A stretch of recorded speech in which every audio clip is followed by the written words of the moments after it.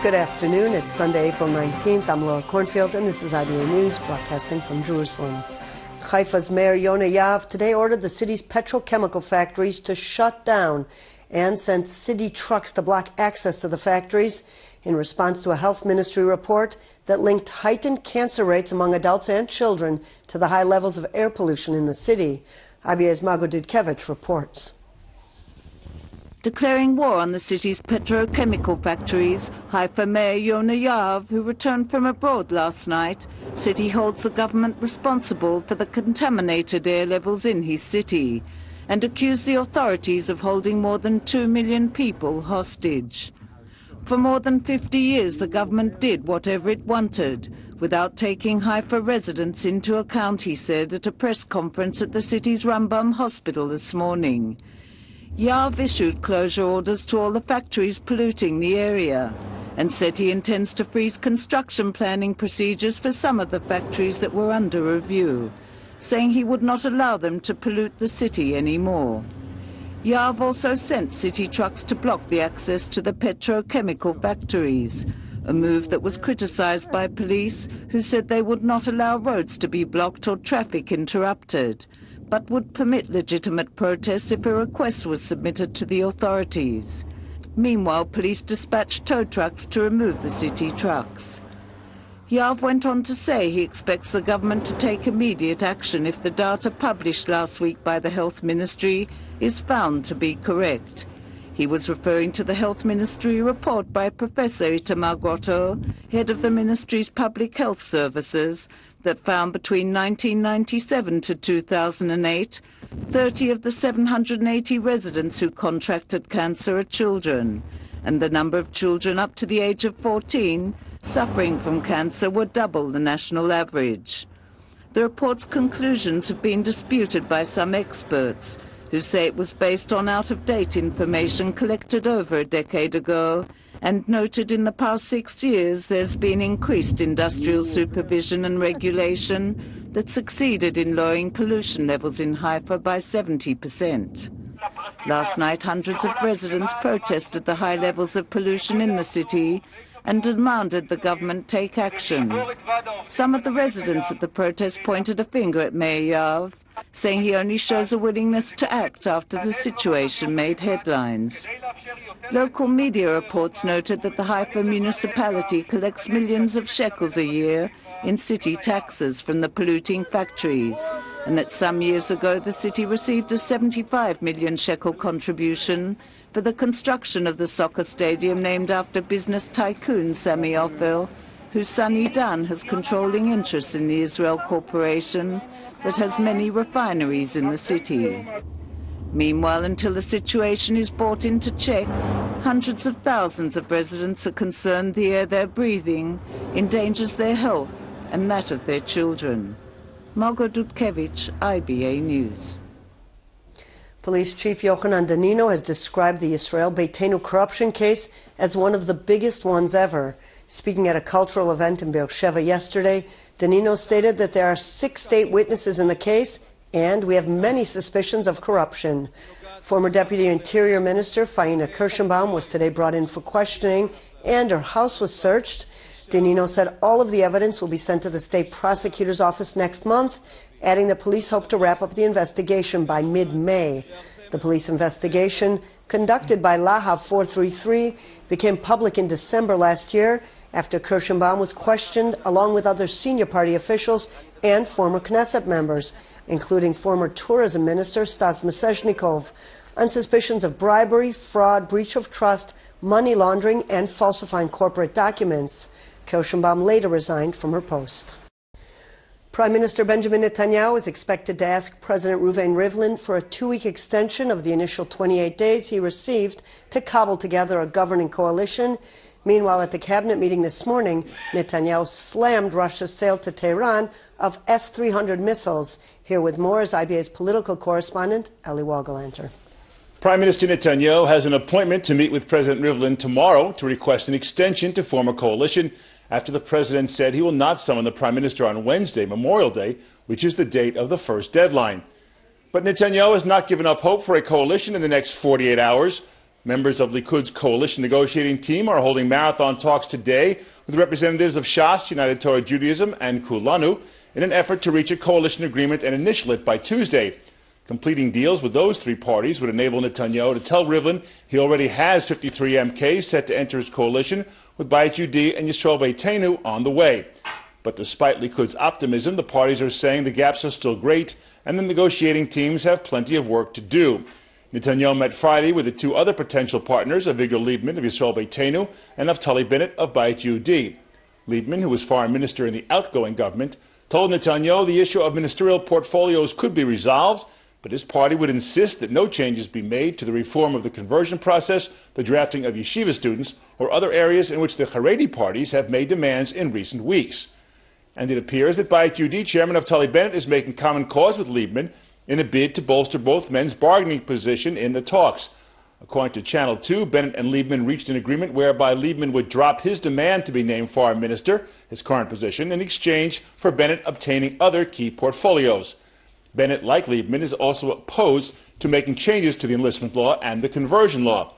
According to Channel 2, Liebman is aiding Bennett's quest to keep the religious services ministry, which is also being coveted by Shas chairman Aryeh Deri. Ayelet Shaked of Bayit Yehudi said that her party will not let Shas get the religious services ministry, even if it means blowing up the negotiations.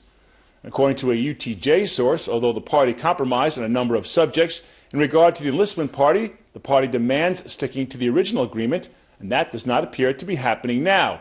And that's why the talks are continuing. Meanwhile, in the cabinet this morning, Netanyahu criticized Russian President Vladimir Putin's decision to revive a deal to sell advanced missile systems to Iran. Said Netanyahu, Israel views with utmost gravity the supply of S-300 missiles from Russia to Iran, especially at a time when Iran is stepping up its aggression in the region and around the borders of the State of Israel. The Prime Minister also reiterated Israel's stance about the framework long-term nuclear deal between Iran and world powers, saying it didn't address Iran's regional military aspirations. Israel also views with utmost gravity the fact that there is no reference to this aggression in the agreement being made between the major powers and Iran, Netanyahu said.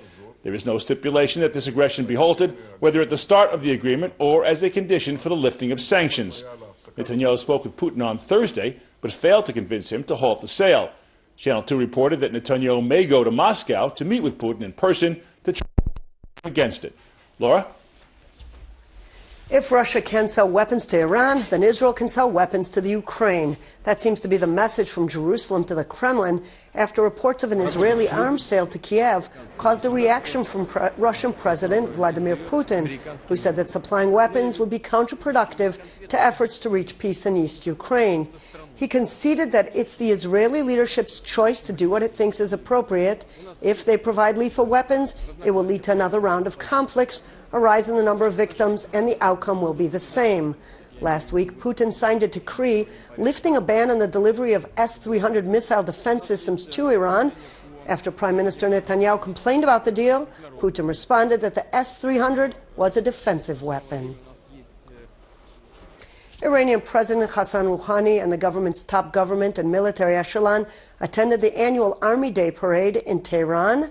On display were an array of locally made weapons, including the Bavar 373 missile air defense system, which the Islamic Republic claims is the equivalent to S-300 missile defense system it will soon receive from Russia. Yesterday's ceremony started with a procession of veterans who fought in the Iran-Iraq War. Addressing the crowd, Rouhani took the opportunity to lash out at Saudi Arabia for its military strikes in Yemen against the Iranian-backed Yehudis, accusing the kingdom of killing innocent victims. He also declared that his country's army poses no threat to the Middle East. A video released by the Islamic State today appears to show the killing of two different groups of captured Ethiopian Christians by the extremist group's Libyan affiliates. The 29-minute online video purports to show gunmen holding the two groups captive. It says one group is held by its affiliate in eastern Libya, known as Barca province, and the other by an affiliate in the south, calling itself the Fazan province. A masked fighter brandishing a pistol delivers a long statement saying Christians must convert to Islam or pay a special tax prescribed by the Quran. The video then switches between footage of the captives in the south being shot dead and the captives in the east being beheaded on a beach.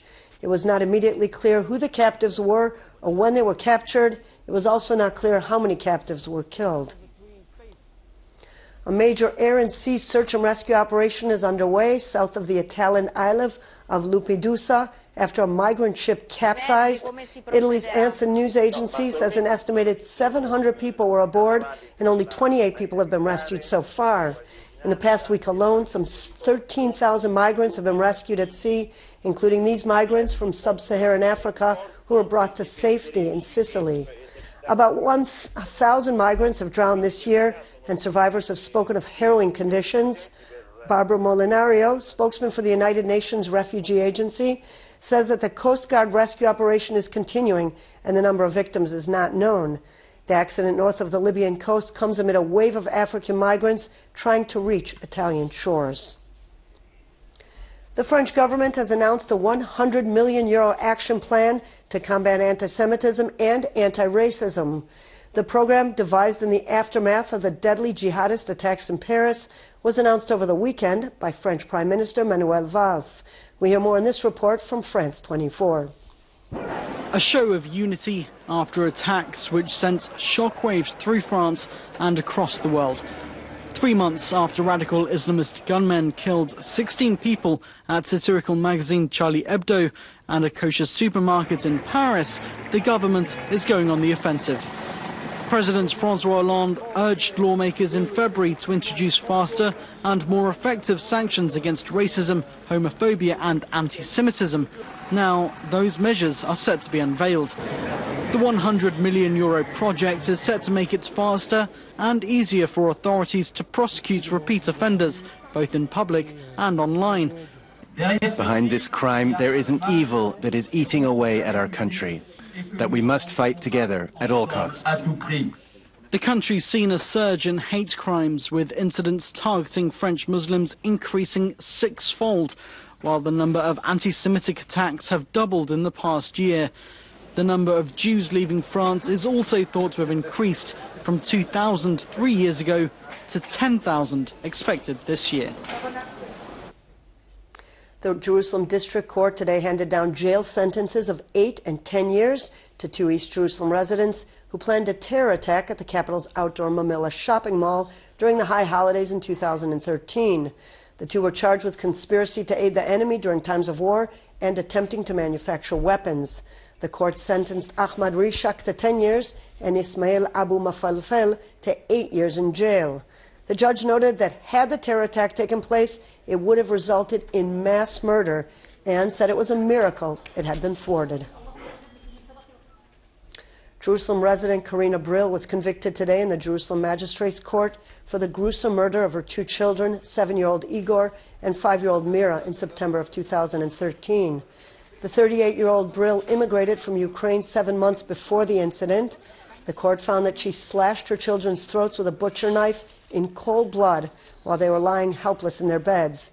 She later stabbed them multiple times to make sure they were dead before attempting to take her own life.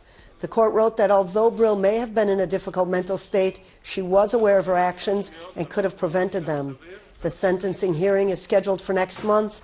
Her lawyer said he would ask for a reduced sentence because of her mental state and will likely appeal the conviction to the High Court. Ahead of National Remembrance Day for Israel's fallen soldiers, Prime Minister Benjamin Netanyahu and his wife Sarah visited the Mount Herzl gravesite of his brother Yoni. Yoni Netanyahu was the only Israeli soldier killed during the 1976 Entebbe raid launched by special forces, who successfully extricated over 100 Israeli and Jewish passengers from an Air France flight that was hijacked to Uganda by Palestinian and German terrorists. The Netanyahus visited the grave last night to avoid disturbing the bereaved families on Remembrance Day that begins on Tuesday evening.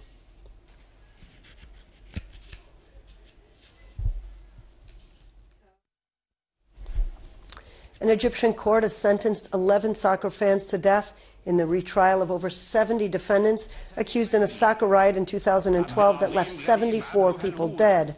The judge said the final ruling for the 11 and the other defendants, including 9 police officers, will come on May 30th. All death sentences in Egypt require the advisory opinion of the country's top religious authority, the Grand Mufti.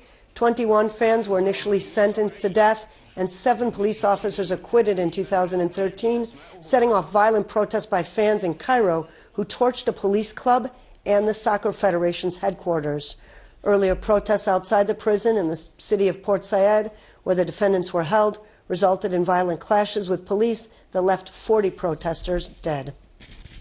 Taking a look at local finance, with no currency trading on Sundays, the shekel remains the same, while share prices on the Tel Aviv Stock Exchange started off the trading week in the minus column.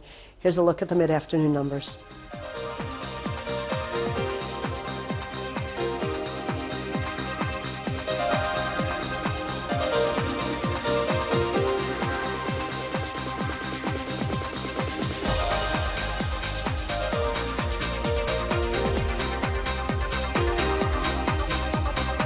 Turning to the weather forecast, and another rise in temperatures is predicted tomorrow. Here are the highs and lows for the next 24 hours at home and abroad.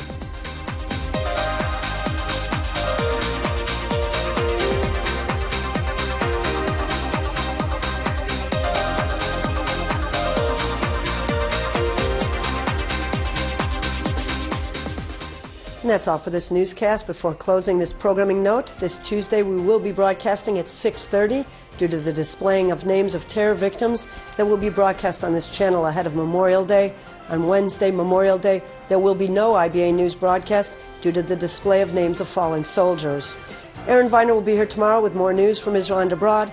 Until then, I'm Laura Cornfield wishing you a good evening and shalom from Jerusalem.